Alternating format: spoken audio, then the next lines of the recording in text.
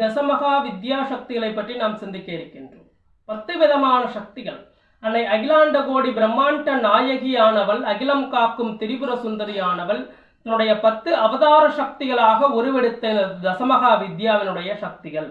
யாரார்னா மாதங்கி, புவனேஸ்வரி, பகலாமுகி, திரிபுர சுந்தரி, தாரா, கமலாத்மிகா, காளி, சின்னமஸ்தா, தூமாவதி, திரிபுர பைரவின்னு சொல்றோம். அப்போ இவர்கள் எல்லாம் 10 விதமான சக்திகளாக இருந்து அருள் புரிகின்றார்கள். அப்போ இவருடைய ஒவ்வொருவரை பற்றி நாம் சிந்திக்க இருக்கின்றோம். அன்னை அகிலாண்ட கோடி பிரம்மாண்ட நாயகியாக இருக்கக்கூடிய மகாதிரிபுர சுந்தரியானவள் தன்னுடைய ஒரு அணுவிலிருந்து 10 விதமான சக்திகளாக விரிவெடுத்தவள் என்று சொல்கின்றோம். ஒரு அணுதான் அந்த மகாபிர சக்தியாக தோன்றியது. ஒரு அணுவிலிருந்து பூரணமான மகாசக்தி தோன்றியது. இந்த அணுவிலிருந்து 10 விதமான சக்திகள் தோன்றி இருக்கின்றது. தசமகா வித்யா என்னும் 10 விதமான சக்திகள் இந்த பிரபஞ்சத்தில் அனைத்து விதமான செயல்களுக்கும் மூல காரணமாக விளங்குகின்றது. இந்த தசமகா வித்யாவினுடைய சக்திகள் முழுமையாக நமக்கு கிடைத்து விட்டால் பரிபூரண நலன்கள் எல்லாம் சக்திகள் எல்லாம் கிடைக்கும். இந்த சக்திகளை உணராத வண்ணம் நம்முடைய என்ன பண்றோம்னா தேவையில்லாத சக்திகளை எல்லாம் நாம் பிரயோகிக்கிறோம். அப்போ இந்த சக்தியை உணராமல் சில தவறான எண்ணத்தினால இதை தவறான செயல்களுக்கு பயன்படுத்துகின்றார்கள். தன்னுடைய அறியாமை, தன்னுடைய தேவையற்ற சிந்தனையினால சில தவறான செயல்கள் எல்லாம் செய்கின்றார்கள். இந்த தசமகா வித்யாவினுடைய சக்திகளை நல்ல விலையில் பயன்படுத்தும் போது பூரணமான மகா யோகங்கள், ஞானங்கள், சித்தி எல்லாம் கிடைக்கும். பரிபூரண சித்தி எல்லாம் கிடைக்கும். இந்த பிரபஞ்சத்தில் கிடைக்கக்கூடிய பூரண சக்தி எல்லாம் தன் உடலுக்குள்ளே ஆற்றலோடு கிடைக்கின்றது. இந்த தசமகா வித்யாவை வழிபட்டால் இந்த பிரபஞ்சத்தில் இருக்கக்கூடிய பூரணமான அனைத்து விதமான நலன்கள் எல்லாம் நம்மளுக்கு உடலிலே கிடைக்கின்றது என்று சொல்கின்றோம். இந்த தசமகா வித்யாவினுடைய சக்திகளை வணங்கும் போது இந்த அஷ்டமா சித்திகள் சொல்லுவோம். இந்த அஷ்டமா சித்திகளுடைய பூரணமான நலன்கள் எல்லாம் நமக்கு கிடைக்கின்றது.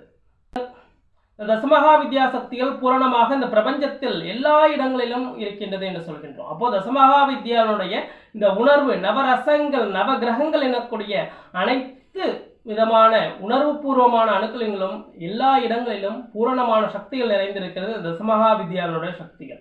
அப்போ அந்த பிரபஞ்சத்தில் இருக்கக்கூடிய அந்த தசமகா வித்யாவினுடைய வழிபாடு இந்த தசமகா வித்யாவினுடைய வழிபாடை நாம் பின்பற்றினோமானால் தன்னுடைய பூரணமான உடலிலே ஆற்றல் பெறுவோம்னு சொல்கின்றோம். அப்போ இந்த தசமகா சித்திகள்லாம் யாரு ஒவ்வொன்றா பார்க்க இருக்கின்றோம். அப்போ தசமகா மாதங்கி, புவனேஸ்வரி, பகலாமுகி, திரிபுர சுந்தரி, தாரா, கமலாத்மிகா, காளி, சின்னமஸ்தா, தூமாவதி, திரிபுர பைரவின்னு சொல்றோம். அப்போ முதல்ல சொல்லக்கூடியது மாதங்கி என்று சொல்கின்றார். முதல் தேவி தசமகா சித்தியாவில் இருக்கக்கூடிய முதலில் சொல்லக்கூடியவள் மாதங்கி. என்றும் உயர்நிலையில் இருப்பவள், அனைத்து கேடுகளையும் தனதாக்கி நன்மை பெறக்கூடியவளாக இருக்கக்கூடியவள், பிறருக்கு அருள் தரக்கூடியவளாக இருக்கின்றாள். அதுக்கு அடுத்து இரண்டாவதாக புவனேஸ்வரி, மென்மையான இதழுடையவள், பூமியை காப்பாற்றும் நாயகி, மனதில் ஏற்படும் எண்ணங்களுக்கு காரணமாக இருக்கின்றவள், அழகும் இந்த சுந்தரவனம் நிறைந்தவளாக இருக்கின்றாள் என்று சொல்கின்றார். அதுக்கு அடுத்தது மூன்றாவதாக பகலாமுகி, இவருடைய பயங்கர ஆயுதங்களை தாங்கியவள், முட்கள் நிறைந்த கதாயுதம் இவருடைய பிரதான ஆயுதமாக இருக்கின்றது. எதிர்பாராத நிலையில் அசுரர்களை கதாயுதத்தால் தாக்கக்கூடிய சக்திகளாக இருக்கின்றால், அவருடைய வேகமான பயணத்தினால் எதிரிகளுடைய குழப்பத்திற்கு காரணமாக இருக்கின்றாள். அதுக்கப்புறமா திரிபுர சுந்தரி, 16 வயதுடைய கன்னியாக இருக்கக்கூடியவள், புதிய சிந்தனை மற்றும் புதிய கோட்பாடுகளை மொத்த உருவம் என்றும் பிறருக்கு நுட்பமான ஞானத்தை வழங்கக்கூடியவள், இந்த சிவனுடைய உடலில் அமர்ந்து தியானம் செய்யக்கூடியவளாக இருக்கின்றாள். அதுக்கப்புறம் 5வது சக்தியாக சொல்லக்கூடிய நட்சத்திரத்தை போல ஒளி வீசக்கூடிய தாரான்னு சொல்றோம். தாரா நட்சத்திரத்தை போல ஒளி வீசக்கூடியவள், தனது மகாசக்தியினுடைய பூரணமான தன்னுடைய மகாசக்தியை உள்ளே வைத்து எளிமையாக காட்சி தரக்கூடியவள் இந்த தாரா சக்தின்னு சொல்றோம். அதுக்கப்புறம் 6வதாக கமலாத்மிகா, தாமரையில் அமர்ந்து உறைபவள் என்று சொல்கின்றோம். அனைத்து சக்திகளையும் கிரியா சக்தியாக திகழக்கூடியவள், அழகும் செல்வமும் நிறைந்தவள், இவளுடைய வடிவத்தை லட்சுமியாக வணங்குகின்றோம். வெள்ளை யானை சூழ வலம் வரும் நாயகி கமலாத்மிகா என்று சொல்கின்றோம். அப்போ அதுக்கப்புறம் 7வதாக சொல்லக்கூடியவள் காளி.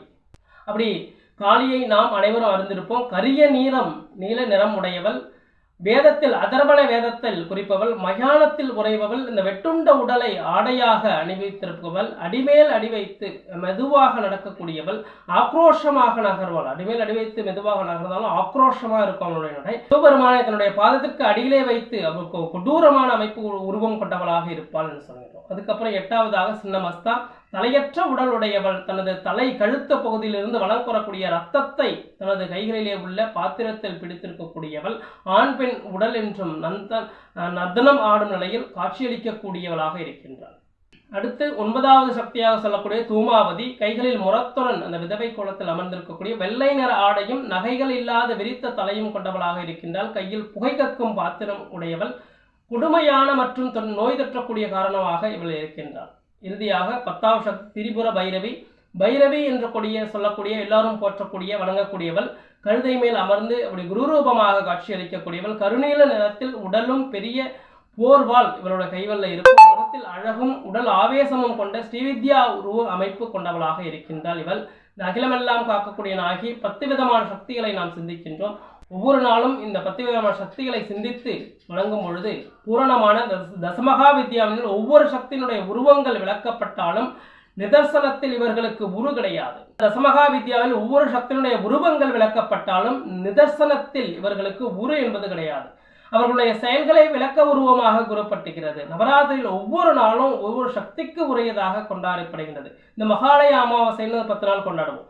அப்படி 10 நாளுக்கு விஜயதசமி வரை இவர்களை வணங்கப்படுகின்றன. ஒவ்வொரு நாளும் ஒவ்வொரு சக்தியை வணங்குகின்றோம். வசந்த காலத்தை வரவேற்க நவராத்திரி கொண்டாடப்படுகின்றது.